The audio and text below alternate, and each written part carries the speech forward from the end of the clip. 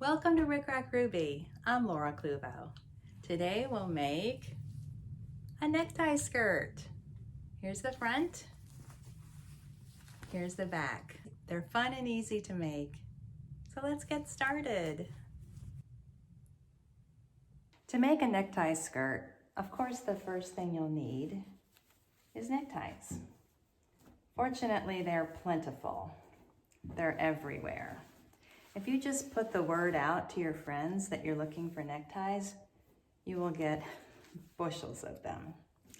Or if you prefer, you can find them in thrift stores. And often a necktie that maybe was $50 or $60 is just $1 in a thrift store. It's smart to have a good look before you commit. I use a home dry cleaning kit called Dry-L to make sure that my ties are wrinkle-free, odor-free, and relatively clean. There's also a spot cleaning feature in the kit so that if I see a spot, I can treat it and then dry clean it in my dryer. If your tie smells like a man's cologne, it's impossible to get out.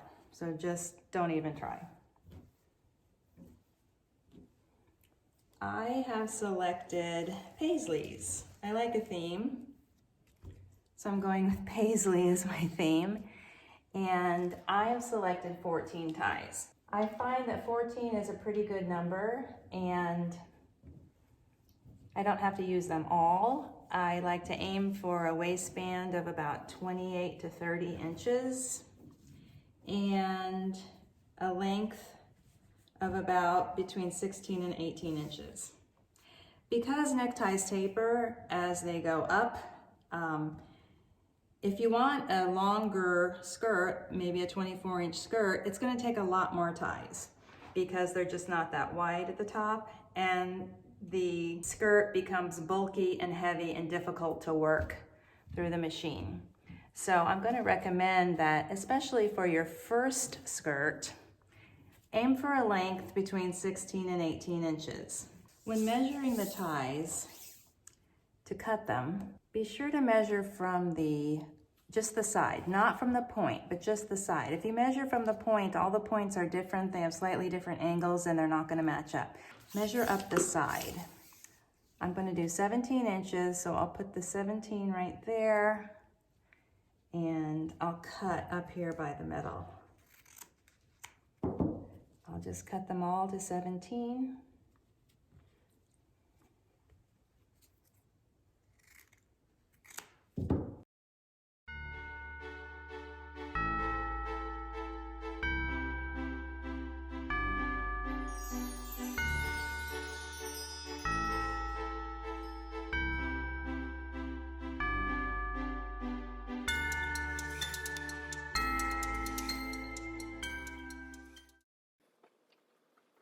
I just go from left to right all the way across.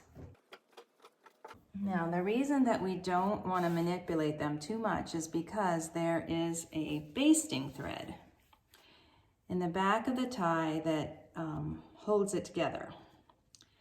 And we don't want that to come loose because the whole tie will fall apart. So I'm going to reach in and show you. See that little thread? Every tie has this. Don't think it doesn't. It's usually sort of a gray color. I'm going to gently tug on that to show you where it is. Every tie has that. Now I'm going to set up my machine. I'll be right back. Now I'm going to chain all of these ties together. Flip the stack over to the back so that the wrong side is up. Then find that little basting thread. I see it right there.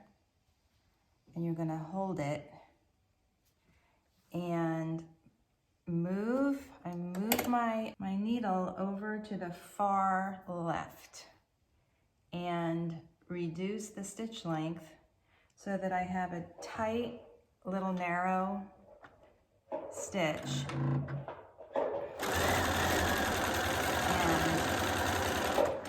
And I don't even have to sew all the way across and I don't cut, but I just want to seal that thread right there so that it won't come loose. Then I leave about 6 inches between the ties. So I'm gonna find that basting stitch and then seal it in. And I'm gonna stack up the ties in my desired sequence. Now we'll lay our skirt out one more time. Don't cut the ties apart. Keep them in a chain just to make sure that we like the sequence and the colors. You can rearrange them if you like now, since you have sealed in that little, I call it a basting thread, but actually it's part of the construction. It's not really basting. Okay, this is not quite all in the frame. Let me back up a little. Okay, there we go. So I like the sequence. Now this is important. The 2 ties on the end, they will have a zipper between them. And so I'm gonna take this one from the far left and put it to the right of the one on the right end. And we're gonna set that aside. It's just easier to put the zipper in when you're only working with 2 ties instead of working with this whole thing and putting the zipper in. I hope that makes sense. So I think I'm gonna go ahead and sew them together. At this point, it's important to have a full bobbin. It takes a lot of thread and you don't want to run out of thread in the middle of a seam. Now I'm going to show you my machine settings. First, I'm going to make sure that my needle is in the center. Right here, I have a Bernina. You know how to do it on your own machine, I'm sure. And then I want to set this number 1 stitch for a bar tack, which is the very widest. I put it all the way over to 5. Whatever your machine is, you know how to set it for the widest. And then the stitch length almost down to 0.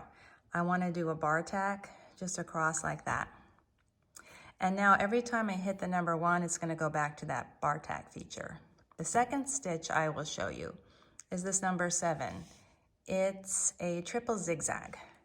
So it zigzags and then it goes back and then forward again. So every stitch is overlapped 3 times, and it's a very effective decorative stitch for this project. You probably have this on your machine, but if you don't, and I have another machine that doesn't, but it does have another triple stitching feature. And so I just put it on that, and then I just widen the width and lengthen the length, so that instead of just making the up and back and up and back and up and back, which it's programmed to do, it will do this. Another alternative is just to use a zigzag, a regular zigzag. So it's not going over triple, but just a regular zigzag, back and forth, nice and wide, makes it easy. Okay, are we ready to sew? I am. Okay, I'm starting with the far left tie. I'm gonna make a note of this tie to make sure I always keep it traveling to the left. So this is kind of black and gray. Just gonna remember that one so that I don't accidentally start going in the opposite direction. Now I'll clip the threads in between. Take my first and my second tie.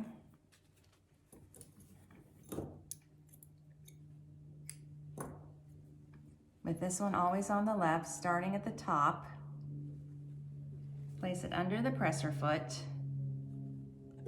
and start with that bar tack, the number 1, and then the number 7.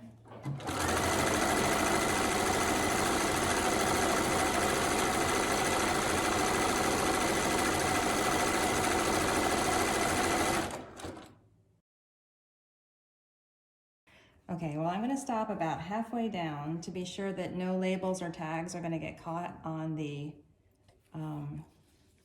bed of my machine. And also I want to be sure that these corners are lined up so that when I get to the bottom of my seam, they will be together. Now, as I'm approaching the end of my seam, I'm going to slow down, and then I'm going to push the bar tack feature again. And there are the first two ties. All right, I'll show you how it looks.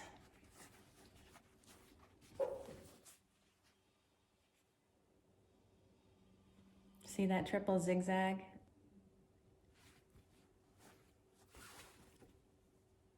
And there's a bar tack at the beginning and the end. So I'm going to just continue to join these ties, always keeping this one on the edge until I'm down to the very last tie in this stack. And then I'm going to measure to determine whether or not I even need that one. Okay, I've sewn these together. Here's my far left, 1, 2, 3, 4, 5, 6, 7, 8, 9, 10, 11. Before I add this 12th tie, I want to measure the waist. Remember, I'm aiming for something between 28 and 30. This is already 24. And you'll remember I have these two where I will insert the zipper. This is about 3 1/2. I think I'm going to go ahead and add this one. All right, bar tack at the beginning, and then the number 7 stitch all the way down. Now here's a pro tip. When you're about halfway down, compare the lengths.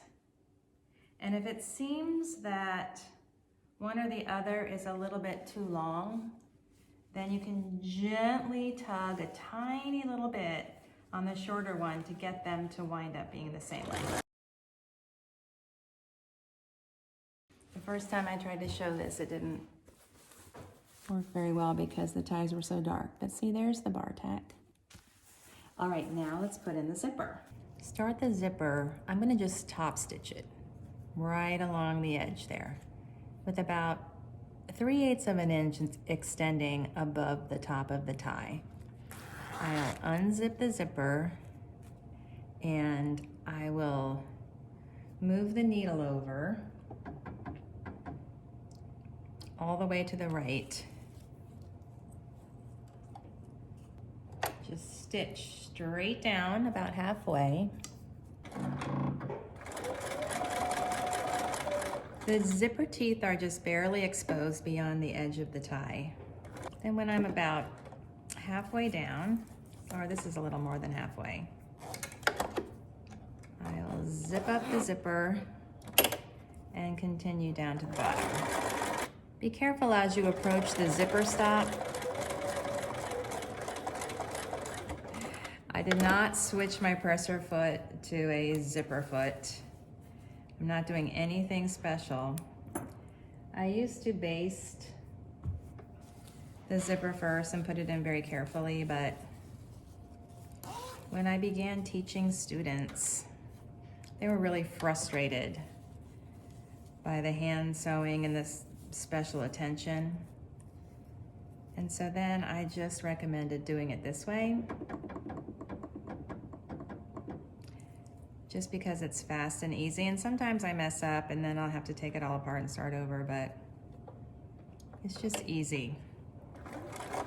So now for the second side, I've moved the needle position to the far left. And again, I have the zipper the top of the zipper extending about 3/8 of an inch above the edge of the tie. And now I will just top stitch so that just the very edge of the zipper teeth are showing along the edge of the tie. Just like that.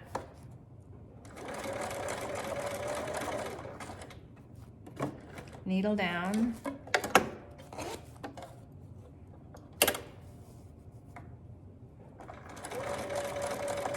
Now as I approach that zipper stop, I'm very careful. Now this is the only part of sewing the skirt that's a little bit tricky. The The space below the zipper, I'll do the same, the tacking, the bar tack, and then the number 7 zigzag all the way down to the bottom, and then another bar tack at the bottom. But it's tricky because of the zipper stop gets in the way. So ideally, I would have a bar tack just right below the zipper stop, and then I would stitch along. I don't have a quick and easy solution for that. I just have to work very carefully. Here's what the zipper looks like on the back. See, I have 2 lines of stitching parallel to the zipper. All right, let's give it a try. I'm setting my machine for that bar tack stitch, and I'll do about 5 stitches, needle down, switch to the number 7, and then I'm going to carefully kind of work it along so that it doesn't get stuck on the zipper stop. Okay, there we go. Now I'm just going to stitch along with the triple zigzag. And finally a bar tack. And that looks just about as well as can be expected. So this segment with the zipper will go right here. Again, I'll do the tacking at the top and then the triple zigzag and then another bar tack. This last one can be frustrating. It's easy at first, and then kind of towards the center, it gets a little frustrating because there's a lot of skirt you're working with. But just be patient, go slowly, and you'll be fine. Here's our skirt, front and back. Here's a zipper. Works fine. You can see I have that 3/8 of an inch of the zipper tabs extending above the edge of the skirt. And the next thing to do is to make the waistband. To make the waistband, I will use a skinny tie. So I'll start right here, and then I'll pin this so that this fold in the center of the inside of the tie, the back side of the tie, the fold is right at the top edge of the skirt, just right there. Eventually we'll be folding that over to make the waistband like this. So first I'll pin it, and then I will baste it with the contrast color of thread, and then I will stitch it. Let's go.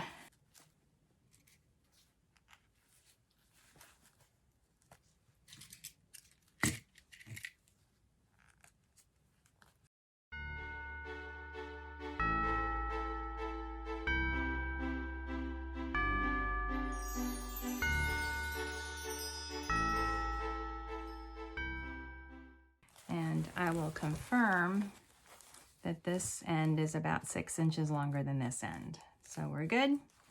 And now I will baste with a contrast color of thread, and I will baste close to the center.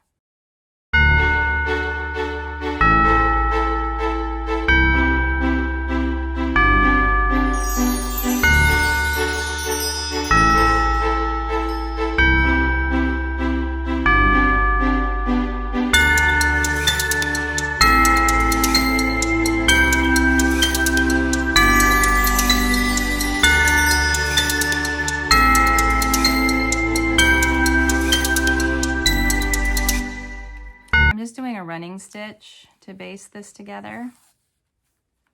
Nothing to it. They don't have to be neat. It doesn't have to be perfect. I'm using a thimble to push that through. I have a nice thick thread, and it's contrasting with the project. So I can easily see it to pull those stitches out after I sew the waistband. My last few basting stitches will be through the zipper. There we go. The next step is to attach the waistband by top stitching right along the folded edge from the top right along here, about 1/4 of an inch in or less. So let's just do it. I will back stitch At the beginning here, I'm really careful because there's the zipper right there and I don't want to hit that with my machine, but I'm going to start right there, back stitch, and then just stitch around the entire thing.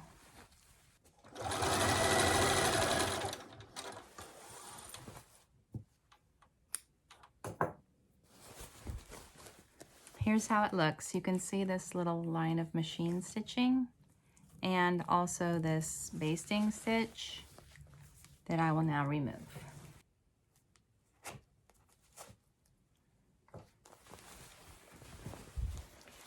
Now this is sewn on, and I will fold the other edge of the tie to the inside, and then I'm going to pin and hand stitch.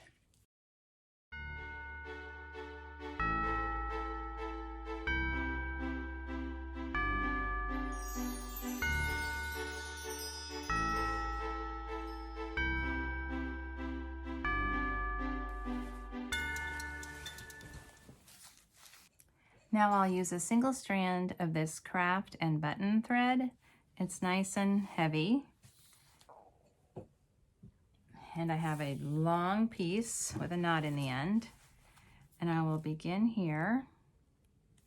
I like to put the knot actually in between the zipper and the tie. And then I'll just slip stitch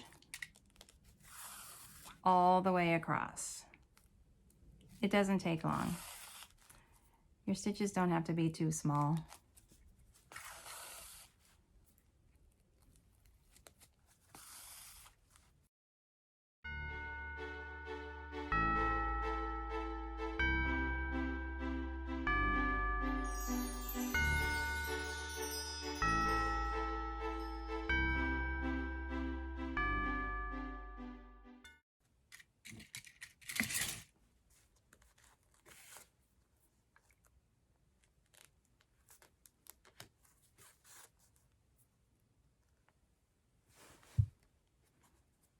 Sew the waistband all the way across the zipper.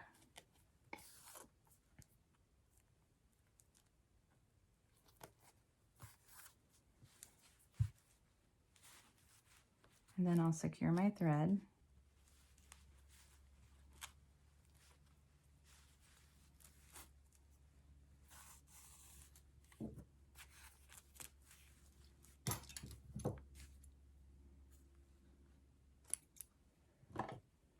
We're almost done, but there's one last step.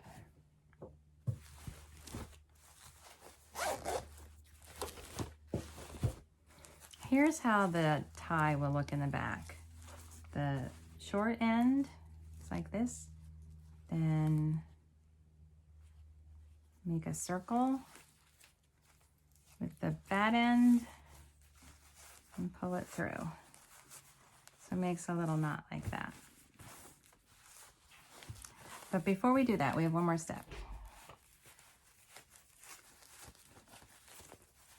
I'm going to put a bar tack right here and also right here, because there's a certain amount of tension that's placed on these ends right here as you're tying it, and we don't want that to come apart. So I'm going to bar tack on both spots.